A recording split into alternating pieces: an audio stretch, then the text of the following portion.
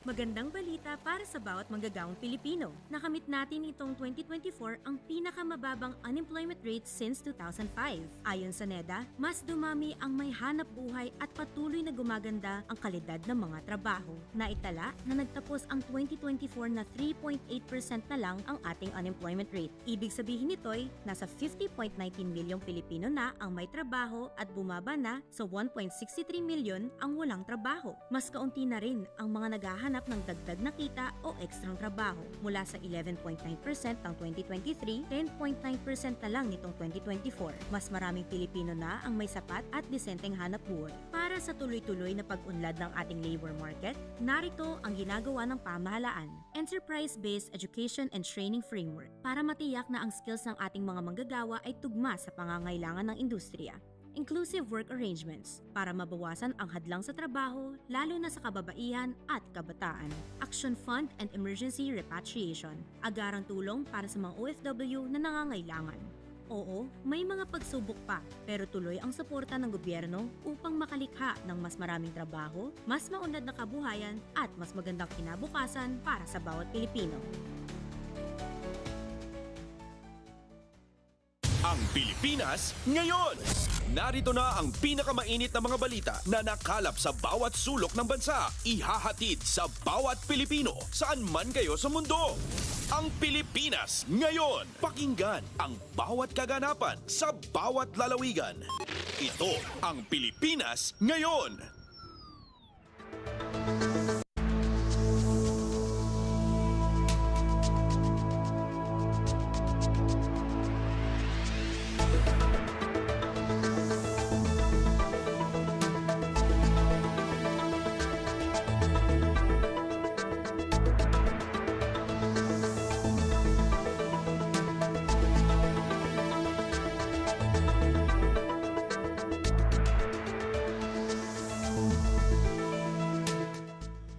Magandang araw po sa ating mga tagapakinig. Welcome po muli sa ating programang Ang Pilipinas Ngayon.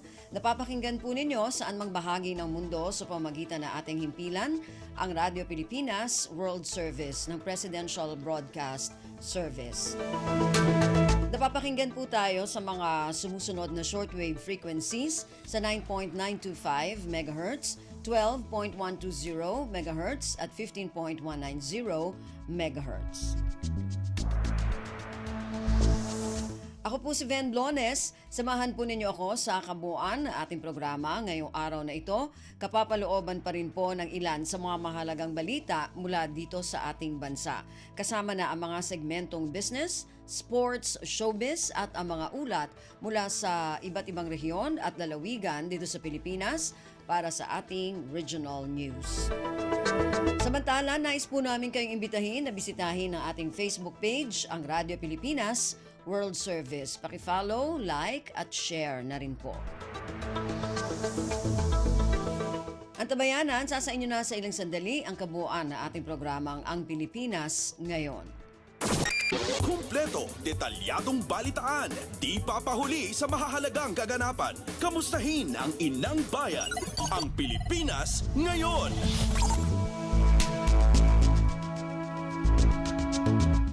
Sa ating mga balita, nagkaroon ng bilateral meeting sa pagitan ni Pangulong Ferdinand Romualdez Marcos Jr.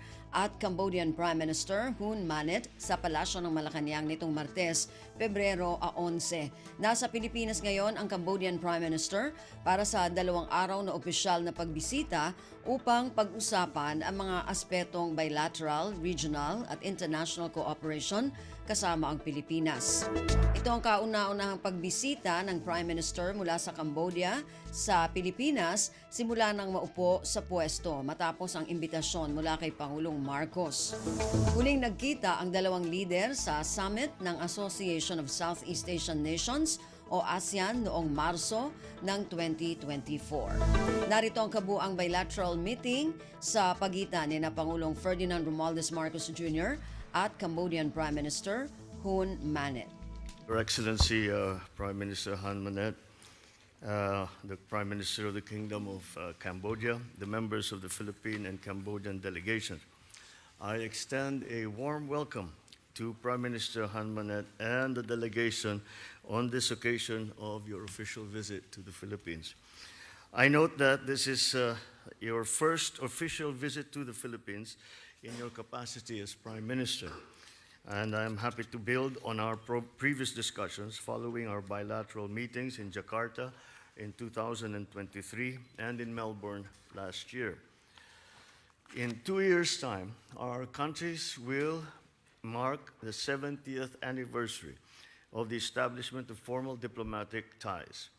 Over that period, our ties have deepened and widened, covering several sectors such as trade, rural health development, investment protection, tourism, air connectivity, combating transnational crimes, and defense, amongst others.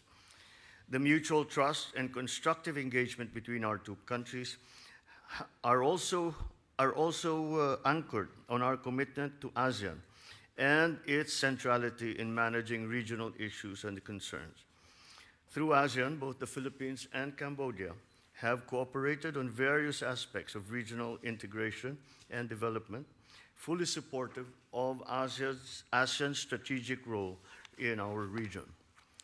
Today, I hope to discuss the ways in which we can maximize our existing cooperation on diverse fields of mutual interest and explore new ways to collaborate while leveraging our growing economies, the dynamism of our people, and our unyielding commitment to regional peace and stability. I am particularly elated that our respective business leaders have engaged with each other in recent business forums, both here in the Philippines and in Cambodia, to forge new pathways in spurring commercial ties between our two countries for the benefit of us both. Allow me to reiterate our enthusiasm to welcome more Cambodians to the Philippines as tourists, as investors, as business partners, and as trusted neighbors and friends. Finally, let me take this opportunity to once again express my gratitude to His Majesty King Norodom Sihamoni for the grant of royal pardon to 13 Filipino surrogates, and to your government for the assistance given to them during their time in Cambodia.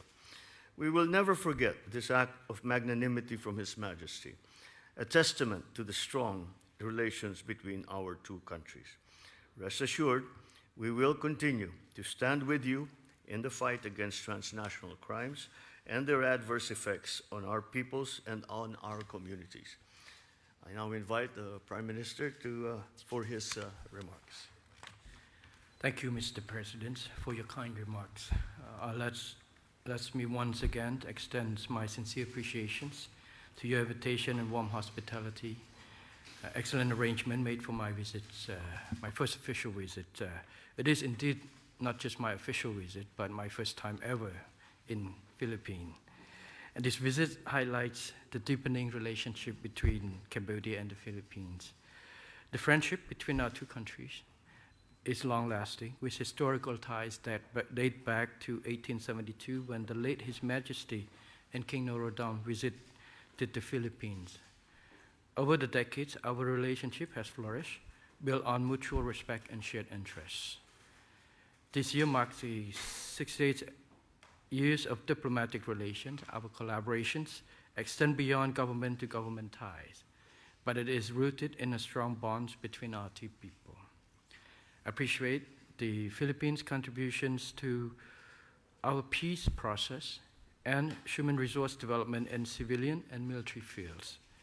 We also recognize the vital role of the Filipino community in our socio-economic progress. Mr. President, our cooperation spans across multiple sectors, from defense and security to trade, investment economy, and people-to-people exchanges. We are keen on taking our collaborations to new height. Today, I look forward to our discussions to deepen our engagement and unlock new opportunities for shared growth and prosperity for our two nations and beyond. Once again, I thank you, Mr. President, for your warm welcome. I am confident that this visit will pave the way for a stronger and more dynamic partnership between Cambodia and the Philippines. sina Pangulong Ferdinand Romualdez Marcos Jr. at Cambodian Prime Minister Hun Manet. Pasada ng mga balita mula sa Pilipinas para sa mga Pilipino saan man sa mundo. Ang Pilipinas ngayon.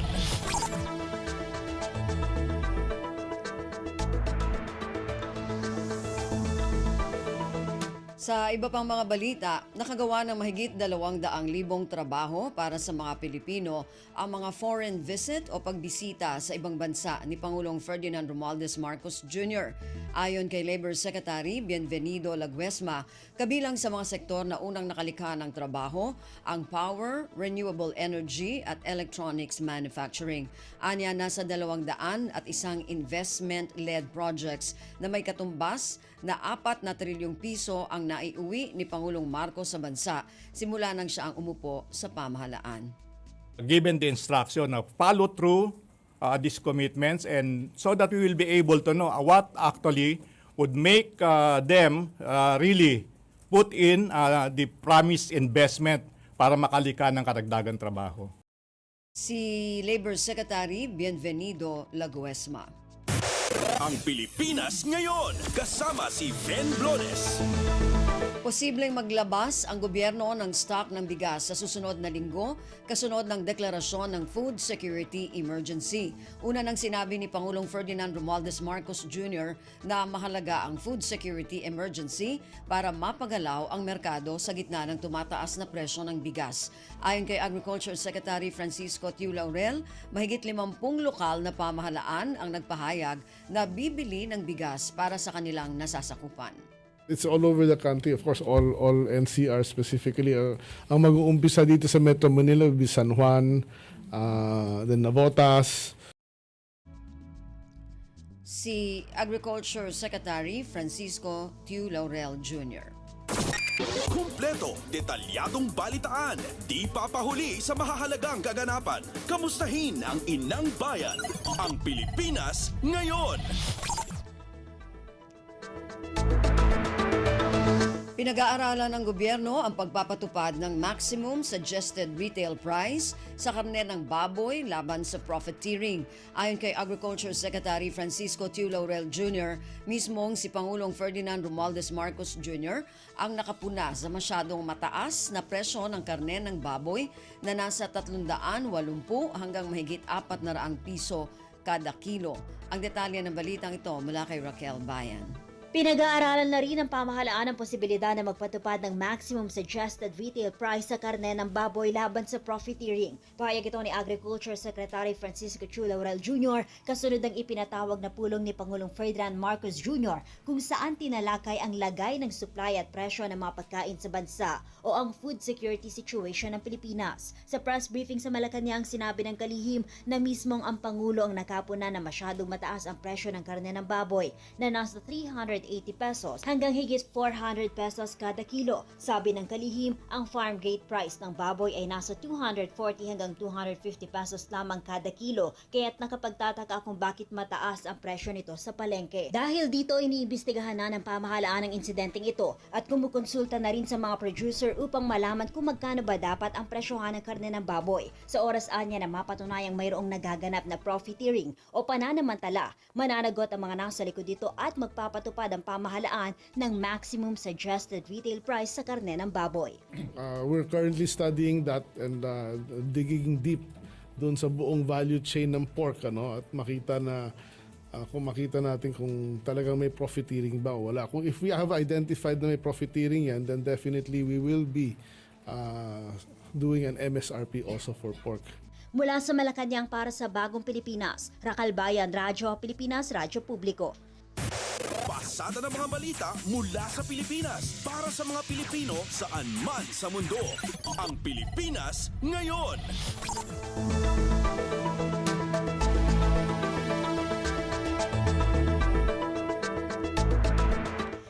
Tiniyak ng pamahalaan na hindi maaapektuhan ang Pilipinas sa pagpapahinto at pagsusuri ng Amerika sa lahat ng foreign assistance o tulong panlabas nito.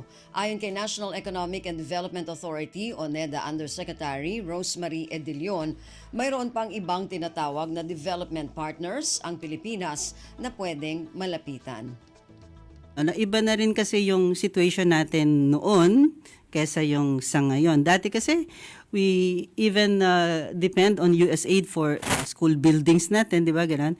Ngayon hindi na tayo sa ganung situation eh. So is really more of the technical assistance part, which actually pwede rin naman tayo mag-source from other development partners. Si NEDA Undersecretary Rosemary Edilion. Ang Pilipinas ngayon, kasama si Ben Blones. Malaking oportunidad para sa Pilipinas ang nangyayaring trade war sa pagitan ng Amerika at iba pang bansa.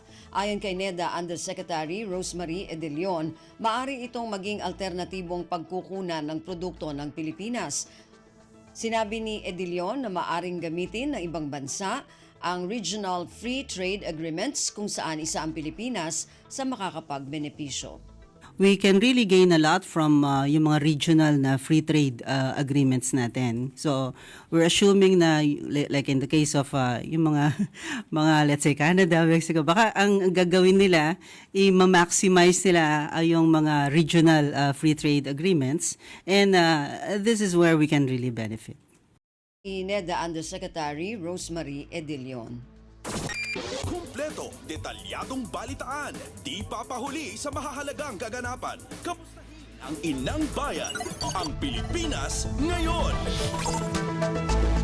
Paghahain ng kaso sa House Speaker at iba pa kaugnay sa 2025 national budget, iginagalang ng ilang mambabatas. Ayon kay Assistant Majority Leader Jude Asidre, naniniwala siya na isang diversionary tactic ito kasunod ng pag-akyat sa Senado ng Articles of Impeachment laban sa pangalawang Pangulo. Ang detalye ng balitang ito mula kay Kathleen Forbes. Iginagalang ng ilan sa mga mambabatas ang ginawang pagdulog ng mga petitioner sa ombudsman at ireklamo ang House Speaker at ng ilang mambabatas kaugnay sa 2025 national budget. Ayon kay Assistant Majority Leader Jude Asidre, malayang mag-file ng kaso ang sinuman, ngunit hindi na anya sila magkokomento dahil sa naihain naman na ito sa tamang forum at doon na lang maiging sagutin. Pero para kay Asidre, nasagot naman na ng Senado at Kamara ang issue sa umano'y mga blanco sa 2025 national budget. Nanitigan din si Asidre na walang anomalya sa nilagdaang pambansang pondo. Para sa kinataman, ito ay isang diversionary tactic lang, kasunod na rin ng pag-akyat ng Articles of Impeachment laban sa pangalawang Pangulo sa Senado. Mula Kamara para sa Bagong Pilipinas, Kathleen Forbes, Radyo Pilipinas, Radyo Publiko. Pasada ng mga balita mula sa Pilipinas para sa mga Pilipino saan man sa mundo. Ang Pilipinas ngayon. House Prosecution Panel planong magpadala ng sabina para sa bank records ng pangalawang Pangulo.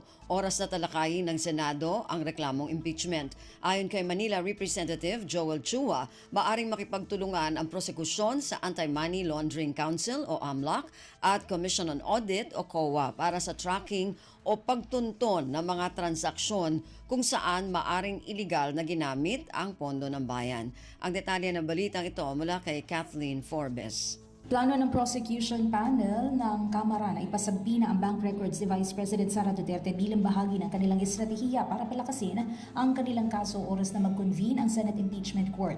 Ayon kay Manila Representative Joel Chua, isa sa miyembro ng prosecution, inaaral na nila ang lahat ng legal options para makuha ang financial records na magagamit para sa mga articles of impeachment lalo na sa usapin ng SALN. Hihilingin anya nila sa impeachment court na maisabina ang mga dokumento dahil tanging sa impeachment cases lamang mayroong exemption kaugnay sa bank secrecy law.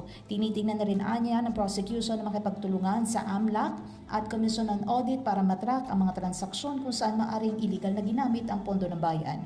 Mula Kamara para sa Bagong Pilipinas, Kathleen Forbes, Radyo Pilipinas, Radyo Publiko. Ang Pilipinas ngayon, kasama si Ben Blones. Manila Representative Joel Chua nirerespeto ang pahayag ni Senate President Cheese Escudero ukol sa pag-aksyon ng Senado sa impeachment complaint laban kay Vice President Sara Duterte. Ayon kay Chua, hindi nito minamadali ang Senado, ngunit nakasaadaan niya sa konstitusyon ang katagang forthwith at shall o agarang aksyon sa proseso ng impeachment. Ang detalye ng balitang ito mula kay Melanie Valdos Reyes. Iginagalang ni Manila Representative Joel Chua ang pahayag ni Senate President Francis Escudero ukol sa pag-aksyon ng Senado sa impeachment complaint laban kay Vice President Sara Duterte. Sa press conference sa Kamara, ginawa ni Congressman Chua ang pahayag ukol sa sinabi ng Senate President na hindi kailangan madaliin ang mataas na kapulungan sa impeachment complaint. Ayon kay Chua, hindi nila minamadali ang Senado bagkus umano ito ay nakasaad sa saligang batas na kung saan na nakalagay doon sa konstitusyon ang katagang forthwith at shall sa impeachment complaint. Sa ngayon, anya, pinaghahandaan na ng prosecution team ang isasagawang impeachment gaya ng pangangalap pa ng mga ebidensya.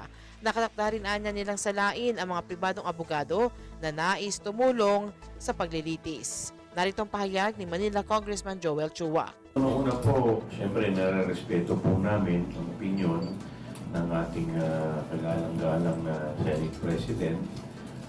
Kaya lang po, ang sa amin lamang po kasi, hindi naman po sa amin na madali po namin sila. Pero ito po kasi nakasaad sa ating saligang batas. Alam naman po natin, nakasaad po doon yung ginamit po ng ating konstitusyon, yung salitang shall at saka forthwith. Yung shall po, ibig sabihin po niyan ay mandatory. At yung forthwith po, ang ibig sabihin po niyan, immediately. Pero siyempre, re-respetuhin po natin kung ano po ang kanilang opinion dito insofar as, ano nga ba yung pangalawang tanong?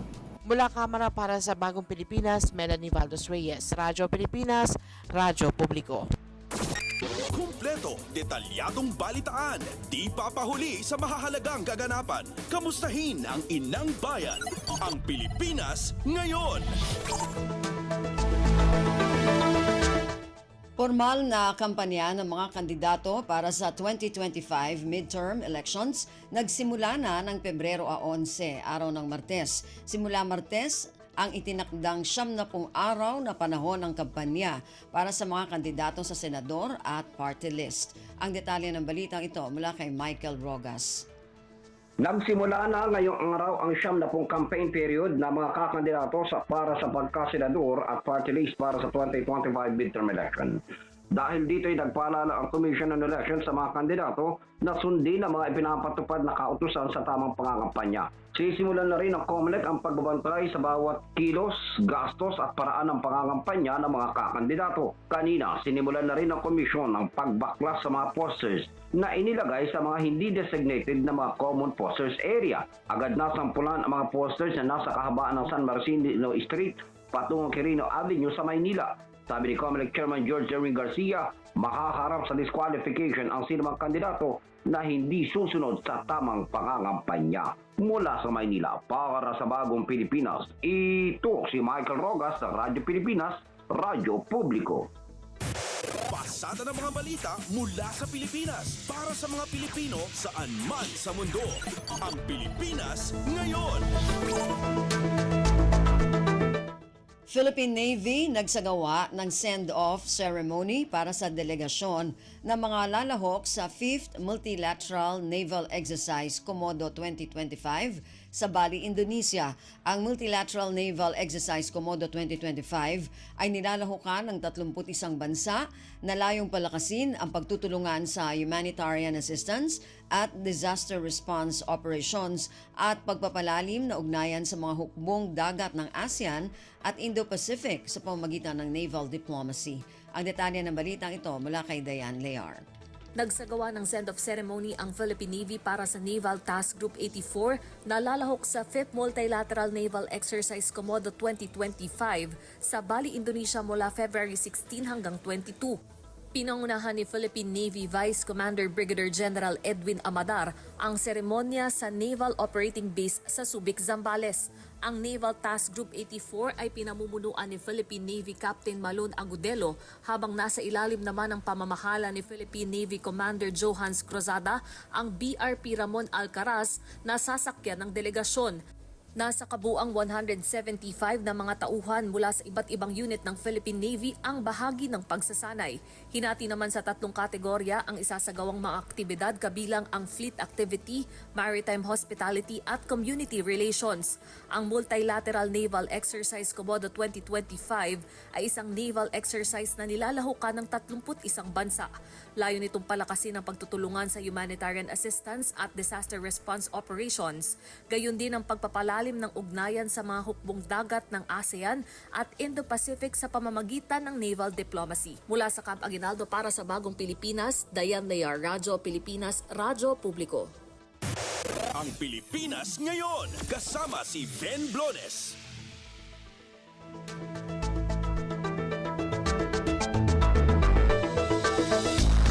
Yan po ang ilan sa mga pangunahing balita mula dito sa ating bansa.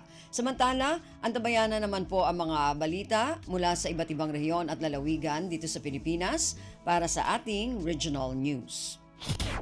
Balita mula sa lalawigan sa bawat rehiyon ng ating bayan. Dito sa Ang Pilipinas Ngayon.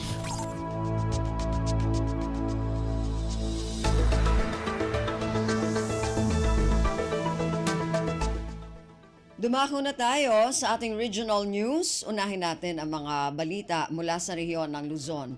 Mula sa Lawag, prenatal at postnatal care services. Palalakasin ng provincial government ng Ilocos Norte. Ang detalye ng balitang ito mula kay Rani Dorilag. Papigsaen pa iti Provincial Health Office ti prenatal and postnatal care services. Segon kini Provincial Health Officer Dr. Rickson Balalyo, adalen na dagiti interventions ama ipaay ka dagiti high-risk pregnancies iti komunidad.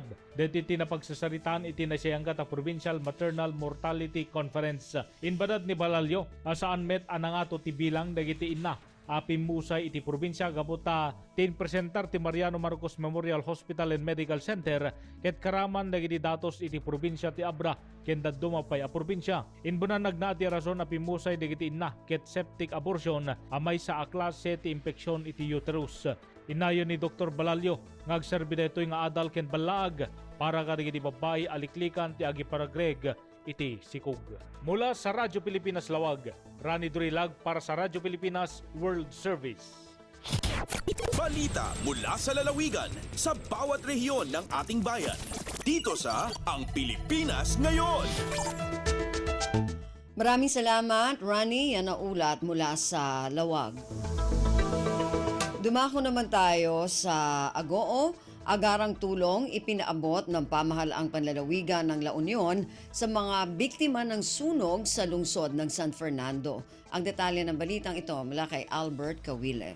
Napardas ti panagresponde ni La Union Governor Rafi Ortega David, iti insidente ti uram sa Barangay 1 Ciudad ti San Fernando, iti kalman Pebrero 10. Naapektaran ti uram ti upat a pamilya buklen ti 25 nga individual. Apaman na naawat dati damag, dagos anang ipay ti Provincial Government of La Union First Responders, iti tulong kadagiti naapektaran na pamilya. Personal as sinarongkaran ni Governor Rafi dagiti biktima ti uram, nang itukon ti umuna atulong ken nang ipagtrabaho kadakwada, tapno maipay dagiti kasapulanda. Nang ipaay ti PGLU kadagiti naskenabanag kadagiti biktima pakairamanan ti family kits, food packs, medical supplies, ken shelter repair kits para kadagiti temporaryo a pagkamangan. Temporaryo a nayakar dagiti naapektaran na pamilya, iti pagtangan dagiti kakabagyanda. Manamnama ti kanayunan at suporta manipod iti Provincial Social Welfare and Development Office, amang ipay iti tulong pinansyal ken tulong iti panagbalay. Mangisayang katpay iti Provincial Health Office iti medical check-ups ken mangipay iti psychosocial support kadagiti biktima.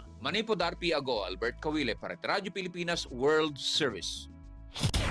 Balita mula sa lalawigan sa bawat rehiyon ng ating bayan. Dito sa Ang Pilipinas Ngayon.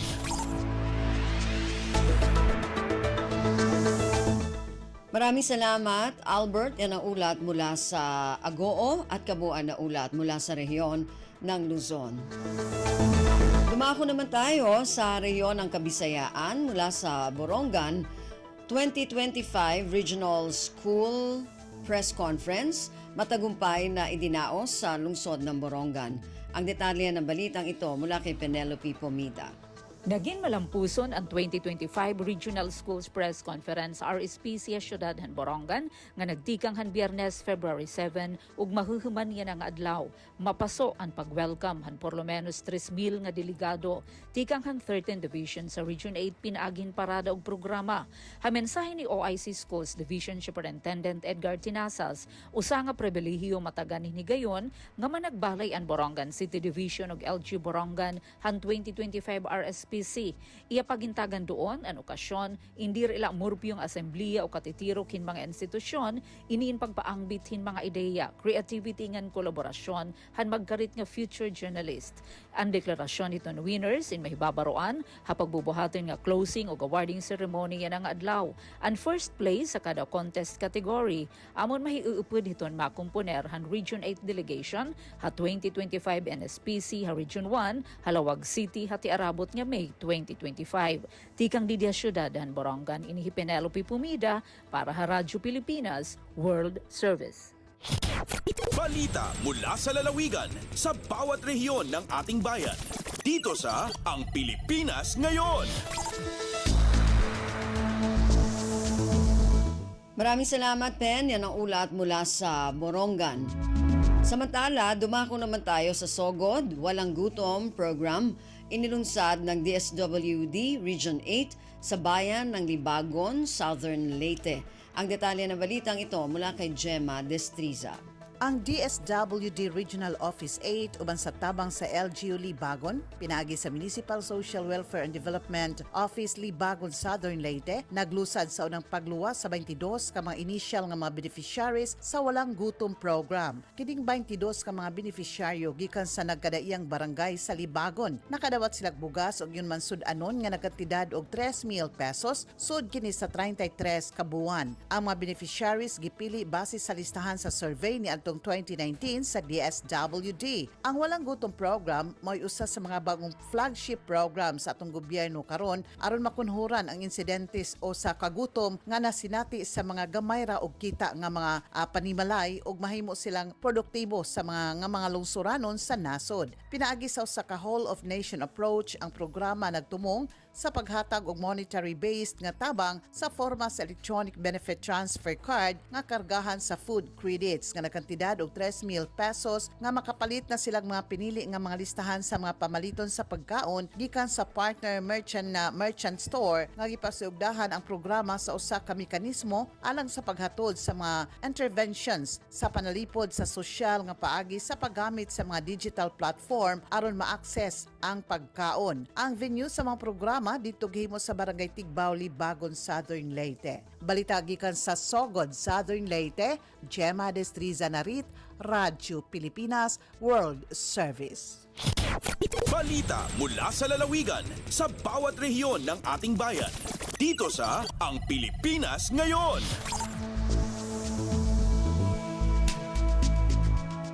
Maraming salamat, Gemma. Yan ang ulat mula sa Sogod at kabuuan na ulat mula sa rehiyon ng Kabisayaan. Dumako naman tayo sa rehiyon ng Mindanao mula sa Cagayan de Oro. 3 asosasyon ng mga magsasaka ng Cagayan de Oro nakatanggap ng water pumps mula sa lungsod. Ang detalye ng balitang ito mula kay Kokoy Medina. Tulo ka mga asosasyon sa mag-uma ng dakbayan sa Cagayan de Oro ang nakadawat og irrigation pumps ubos sa administrasyon ni Mayor Rolando Clarix Oy pinaagi sa Agricultural Productivity Operations Office or APO. Ang nakadawat ng mga Farmers Association mao ang Bulwa Small Farmers Association, Bulao Ipunan Small Farmers Association o ang Hinaplanon Farmers Association sa Barangay Baykingon. Gipanguluhan ang buong turnover sa representante ni Mayor Rolando Clarix Oy nga si Gilmore Actub nga mo'y hangtig pamaba. Inubanan ni Apo Acting Development Manager Engineer Paterno Gonzales o mga barangay officials. Gilauman nga ang mga irrigation pumps makatabang kini sa maong asosasyon o makabaton og insaktong supply sa panubig sa ilahang mga pananom aron mosaka o mas maayo pa ang ilahang produksyon sa ilahang mga tanom. Ang programa sa agrikultura ang usas mga prioridad ni Mayor Rolando Clarix Oy aron matabangan ang mga mag-uma sa ilahang pagpananom o ipabati nga nakanunay ang gobyerno nga ilahang kasandigan ilabina sa panahon sa ilahang panginahanglanon. Gikan din sa dakbayan sa Cagayan de Oro, Kokoy Medina para sa Radyo Pilipinas World Service. Balita mula sa lalawigan sa bawat rehiyon ng ating bayan. Dito sa Ang Pilipinas Ngayon. Maraming salamat, Kokoy. Yan ang ulat mula sa Cagayan de Oro. Dumako naman tayo sa Zamboanga Job Fair para sa araw ng Zamboanga Sibugay. Mag-aalok ng higit 7,000 trabaho sa mga residente. Ang detalye ng balitang ito mula kay Bless Eboyan. Adunay pagahimuon nga job fair ang kagamhanang probinsyal sa Zamboanga Sibugay karong umaabot nga Pebrero 20 taman 21 ni ining tuiga. Ang aktibidad usa sa giandam sa probinsya isip parte sa kasaulugan sa ika-24 nga araw ng Sibugay ug kini mahitabo sa provincial capital sa Ipil Heights sa lungsod sa Ipil sa probinsya. 13 ka mga lokal ug overseas employers ang mutambong sa maong kalihukan ug mukabat sa 9,498 ka mga trabaho ang pwedeng applyan sa mga aplikante gikan sa nagkalain-laing industriya. Giawhag ang mga interesadong aplikante nga magdala og daghang kopya sa ilang resume ug uban pang dokumento nga kinahanglan sa pagpanarbaho alang sa paspas ug dali nga proseso sa job fair. Gikan diri sa Radyo Pilipinas Zamboanga, kini si Bless Iboyan para sa Radyo Pilipinas World Service. Balita mula sa lalawigan sa bawat rehiyon ng ating bayan. Dito sa Ang Pilipinas Ngayon. Maraming salamat, Bless. Yan ang ulat mula sa Zamboanga. Samantala, dumako naman tayo sa Iligan Ceremonial Coffee Planting Activity, isinagawa ng Provincial Cooperative Office ng Lanao del Sur, kaakibat ang Nestle Philippines. Ang detalye ng balitang ito mula kay Almidad Bashir. Piaguluan na Provincial Government of Lanao del Sur ang makaukit sa opisina Provincial Cooperative Office. In partnership si Sagyang Kaiyamala kumpanya sa Ingedeno, Pilipinas, ginan sa Nestle Philippines sa ceremonial coffee planting activity. Sagyang may po sa isa kapitugawi si Sagyang Kana na Ingedeno sa Barangay Macabaw, Ganasi, Lanao del Sur. Yang kaya programa na inadinayamala para suporta kumabang sa tanu adi mamumulaan sa kape ang takagyong kuto ang mga coffee farmers cooperatives.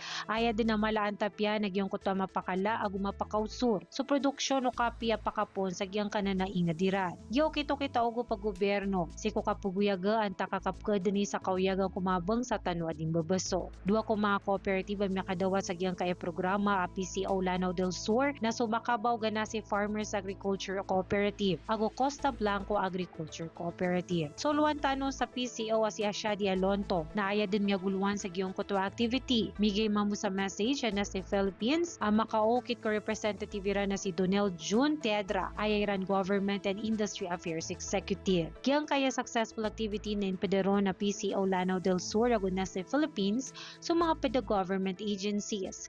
Datara Provincial Environment and Natural Resources Office ng Lanao del Sur, Provincial Veterinary Office, ago kiyang kaya Technical Livelihood and Development Center. Mula sa RP1 Iligan, Alwidad Bashir para sa Radyo Pilipinas World Service.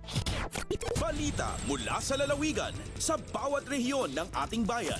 Dito sa Ang Pilipinas Ngayon.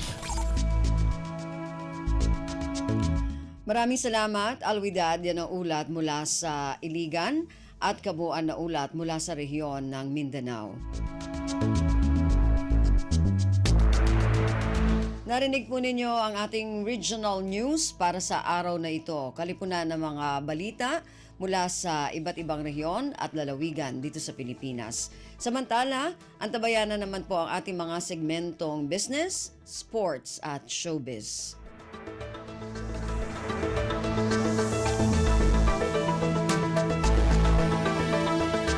Dumako na tayo sa ating mga segmento. Ngayong araw na ito, unahin natin ang ating balitang negosyo. Narito si Stephanie Vicente. Lagay ng ekonomiya, kalakalan, negosyo at iba pa. Atin ang alamin dito sa Ang Pilipinas Ngayon. Magandang araw, narito tayong muli para sa segmentong Balitang Negosyo at Kalakalan. Target ng pamahalaan na maibaba sa 49 pesos per kilo ang bentahan o Maximum Suggested Retail Price o MSRP ng bigas sa merkado pagsapit ng buwan ng Marso. Sa press briefing sa Malacanang, sinabi ni Agriculture Secretary Francisco Tiu Laurel Jr. na sa ginawa nilang pag-iikot sa merkado, nakita nila na ang margin mula importer hanggang retailer ay nasa 14 to 16 pesos per kilo. Gayong dapat ay nasa 8 to 10 pesos lamang per kilo ang maximum. Sila sa Department of Agriculture o DA una nang nakipagpulong sa mga importer, trader at retailer kung saan pinakiusapan ang mga ito na tulungan ang mga consumer at ibaba ang kanilang patong sa resonableng presyo. Batid rin ani Secretary Laurel ng DA na mayroong pang old stock ang mga retailer na mahal nilang nabili, kaya naman binigyan nila ng oras ang mga ito upang i-dispose ang kanilang mahal na stock para hindi rin naman sila malugi. Ang 55 peso MSRP sa kasalukuyan ay inaasahang bababa pa sa 52 pesos pagsapit ng February 15. Dahil inaasahang makabibili na ng bagong stock ang mga ito mula sa Vietnam, Cambodia o Myanmar, inaasahan na maibababa na rin sa 49 pesos ang MSRP pagpasok ng Marso. Ayon pa kay Secretary Laurel, ang nararanasang pagbaba sa presyo ng bigas sa merkado bunga na rin ng pagbaba ng presyuhan nito sa world market. Lagay ng ekonomiya, kalakalan, negosyo at iba pa. Atin ang alamin dito sa Ang Pilipinas Ngayon. Sa iba pang mga balitang negosyo, naitala ng Bangko Sentral ng Pilipinas o BSP ang 103 billion US dollars na Gross International Reserves o GIR para sa buwan ng Enero 2025. Base sa datos ng BSP, mas mababa ito kumpara sa 106.3 billion US dollars na naitala sa pagtatapos ng 2024. Pero diin ng Bangko Sentral, bagaman may bahagyang pagbaba, nananatili itong external liquidity buffer na kayang tustusan ang 7.3 buwan na pag-aangkat ng produkto at pagbabayad ng serbisyo at pangunahing kita. Bukod dito, ito ay 3.6 na beses ang laki sa panandaliang panlabas na utang ng bansa batay sa residual maturity. Paliwanag ng BSP, ang pagbaba ng GIR ay bunsod ng operasyon ng foreign exchange ng BSP at kabayaran sa ating debt obligation. Lagay ng ekonomiya, kalakalan, negosyo at iba pa. Atin ang alamin dito sa Ang Pilipinas Ngayon. At sa pagtatapos ng ating segmento, inihayag ni Tingog Party List Representative Jude Asidre na dapat maresolba ang regulatory gap upang matukoy ang pananagutan ng mga consolidator ng balikbayan boxes. Sa panayam kay Representative Asidre, sinabi nito na dapat mabigyang linaw kung sino ang may pananagutan sa mga balikbayan cargoes na ipinapadala ng Overseas Filipino Workers o OFWs sa kanilang mga kaanak dito sa Pilipinas. Ito ang komento ng mambabatas ukol sa nasabat na marijuana na nagkakahalaga ng 40 million pesos mula sa balikbayan box mula sa bansang Canada. Aniya, kung maayos ang liability ng mga consolidator, matutukoy kung sino ang dapat managot sa drug smuggling at maiwasan ang pagtuturuan ng mga ahensya ng gobyerno sa kinahihinatnan ng mga balikbayan box. Lagay ng ekonomiya, kalakalan, negosyo at iba pa. Atin ang alamin dito sa Ang Pilipinas Ngayon. At dito na nagtatapos ang ating segmentong Balitang Negosyo at Kalakalan para sa Radyo Pilipinas World Service. Ito si Steph Vicente. Muli, magandang araw. Lagay ng ekonomiya, kalakalan, negosyo at iba pa. Atin ang alamin dito sa Ang Pilipinas Ngayon. Maraming salamat, Steph. Yan ang ating balitang negosyo. Dumako naman tayo sa ating balitang pampalakasan. Narito naman si Leo Magpayo. Updates at pinakahuling mga usapin sa mundo ng palakasan. Atin ang pakinggan dito sa Ang Pilipinas Ngayon. Magandang araw. Narito na po ang sports balita. Inamin ni RJ Abarientos na ang mga death threat na kanyang natanggap pagkaraang matalo ang Barangay Ginebra laban sa Meralco sa Game 2 ng kanilang quarterfinals series ay nakakaalarma. Subalit hindi niya ito hinayaan na maapektuhan ang kanyang laro kung saan tinulungan niya ang Gin Kings na kunin ang panalo sa Game 3 nitong linggo na ginanap sa Inares Center, Antipolo at tuluyan nang makapasok ang Hinebra sa semifinals laban sa Northport. Natanggap ng 25 anyos na gwardya ang mga online threat pagkarang hindi niya mapasok ang panablang 4-point shot na dadalhin sana sa overtime ang laban. Ilang oras pagkatapos ng kanilang pagkatalo, ibinahagi ni Abrientos sa social media ang mga banta na kanyang natanggap na sinabing natalo ito ng 400,000 piso dahil sa pagkatalo nila. Subalit siniguro ni Abrientos na nakapokus siya sa do or die battle laban sa Bolts kung saan nagposte ito ng 16 na puntos, 4 na rebounds, 3 assists at 1 steal mula sa bench para tulungan ang mga veteranong players na sina Justin Brownlee, Stephen Holt, Troy Rosario at Scottie Thompson sa kanilang 94-87 panalo. Ipinagpaubayan na lang ni Abrientos sa mga otoridad para imbestigahan ang nangyari kung saan sinabi ni PBA Commissioner Willie Marshall na nakikipag-ugnayan na sila sa National Bureau of Investigation o NBI na hahawak sa kaso.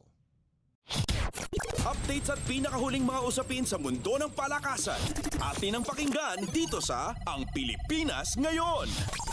Ipinakita ng PBA ang kanilang gintong logo para sa komemorasyon ng ika-50 anibersaryo ng Liga na gaganapin sa Abril 9. Sa pagpresenta, binigyan ng pugay ng Liga ang mga dati at kasalukuyang PBA stars na umukit ng basketball sa bansa at nagbigay ng daan para maging isa sa pinakamagaling na profesional na liga sa buong Asya. Sinabi ni PBA Commissioner Willie Marshall na ang bagong logo ay gagamitin bilang patch sa mga uniforme ng mga players simula itong semifinals ng PBA Season 49 Commissioner's Cup. Bukod sa logo, magkakaroon din ng campus tour ang liga kung saan ang kasalukuyang players ay bibisitahin ang kanilang mga alma mater para tignan kung saan sila nagsimula bago sila pumasok sa liga.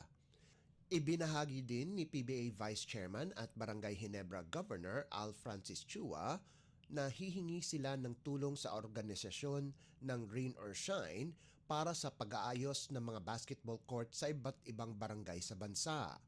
Sinabi din ni Marshall na mangyayari ang PBA All-Star Weekend mula Mayo 2 hanggang 4 na gaganapin sa Davao del Norte kung saan ang mga player na nagmula sa rehiyon ng Mindanao ay lalahok sa pagdiriwang.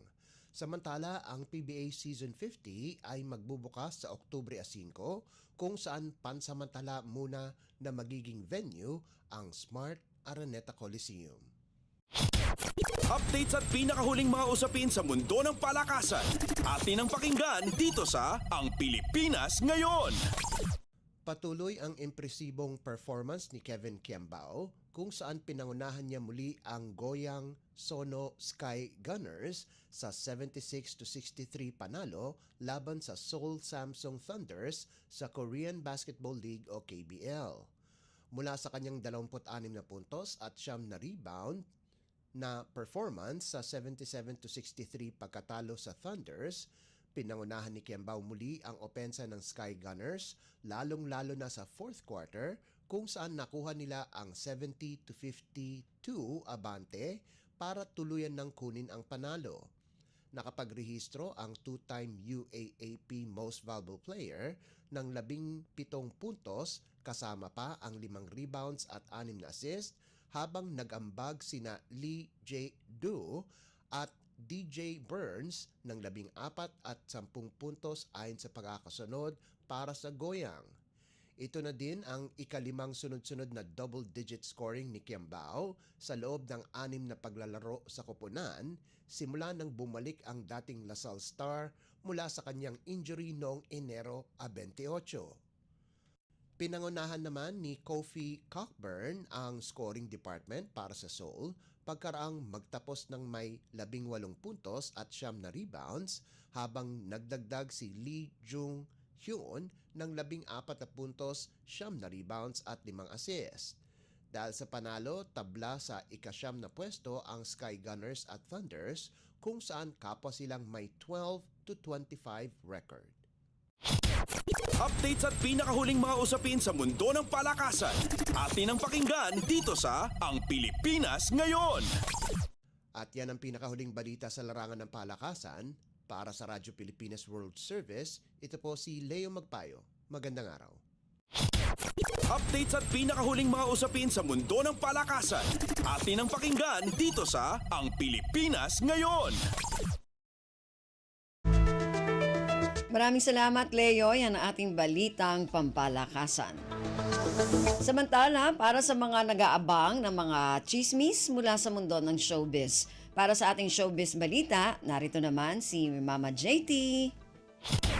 Ang latest, ang hottest sa showbiz and entertainment. Heto na sa Ang Pilipinas Ngayon.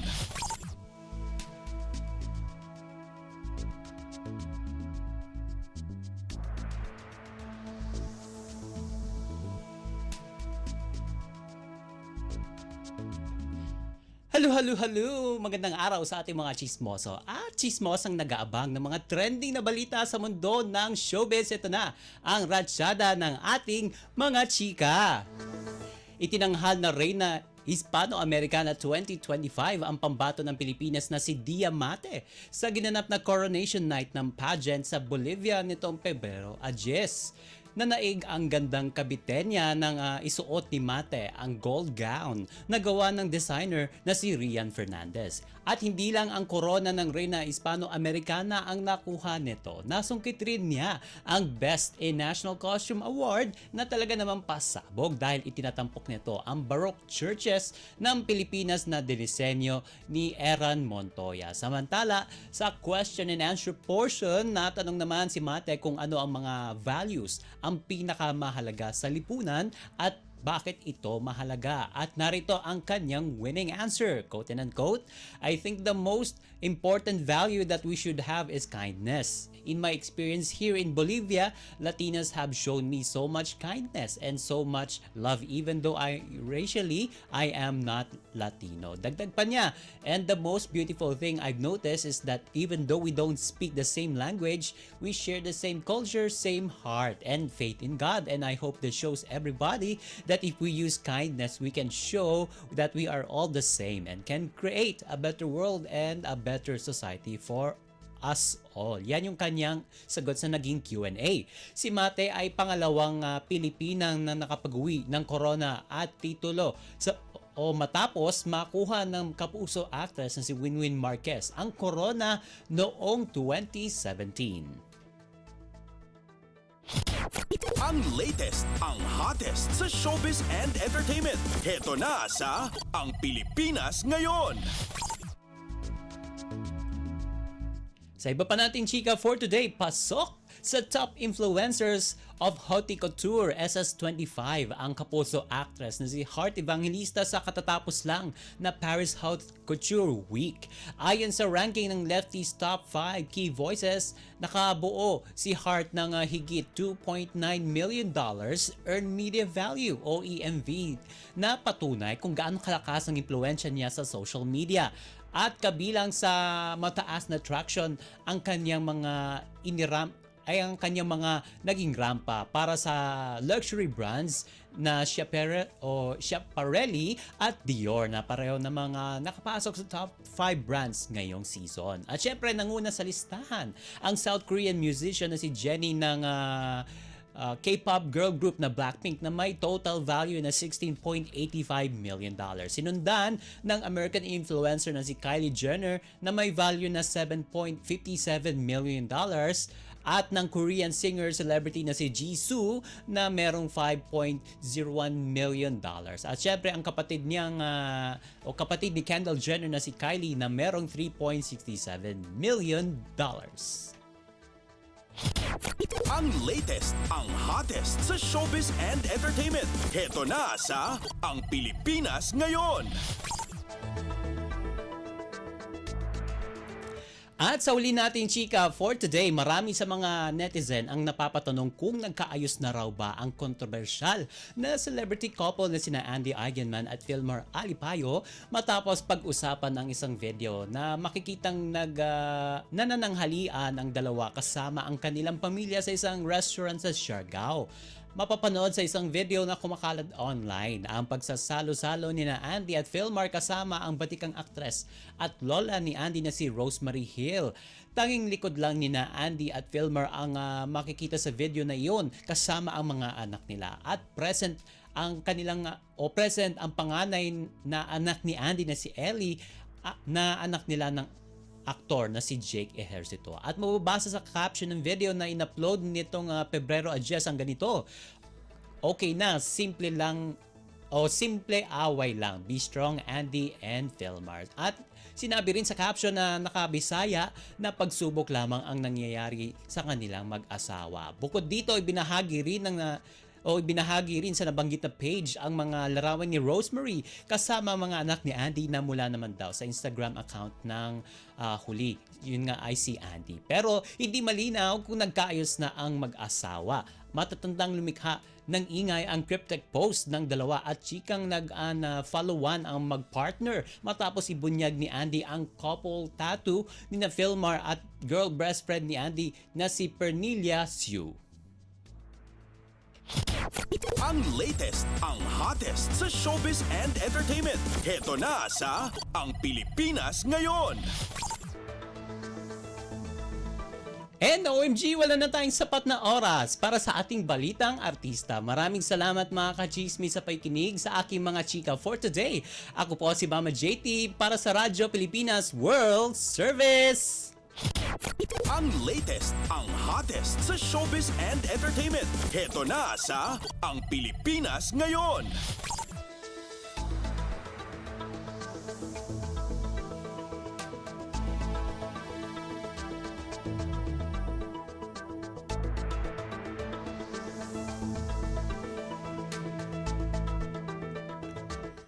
Maraming salamat. Yan ang ating showbiz balita mula kay Mama JT. Narinig po ninyo ang kabuuan ng ating programa ngayong araw na ito. Magpapasalamat muna tayo sa mga nakasama natin sa ating programang Ang Pilipinas Ngayon. Ngayong araw na ito sa ating technical side kina Milo Junela, Susan Aizon, kaya Hero Lucero at Anthony Pimentel. Maraming salamat din sa ating mga executive producer ngayong araw na ito kina Jerome Toledo at kina Stephanie Vicente. Sa mga kasama natin na nag-ulat ng ating mga segmento para sa ating balitang negosyo kay Steph Vicente, sa ating balitang pampalakasan kay Leo Magpayo, sa mga kasama natin na nag-ulat mula sa iba't ibang rehiyon at lalawigan dito sa Pilipinas para sa ating regional news at sa ating station manager na si Mr. Ray Sampang. Hanggang sa susunod na edisyon na ating programang Ang Pilipinas Ngayon, ako po muli si Ven Blones. Maraming salamat po at mabuhay po tayong mga Pilipino. At yan ang Pilipinas Ngayon. Muling samahan si Ven Blones sa parehong oras at alamin ang pinakahuling mga kaganapan at balita saan man kayo naroon. Ang Pilipinas Ngayon.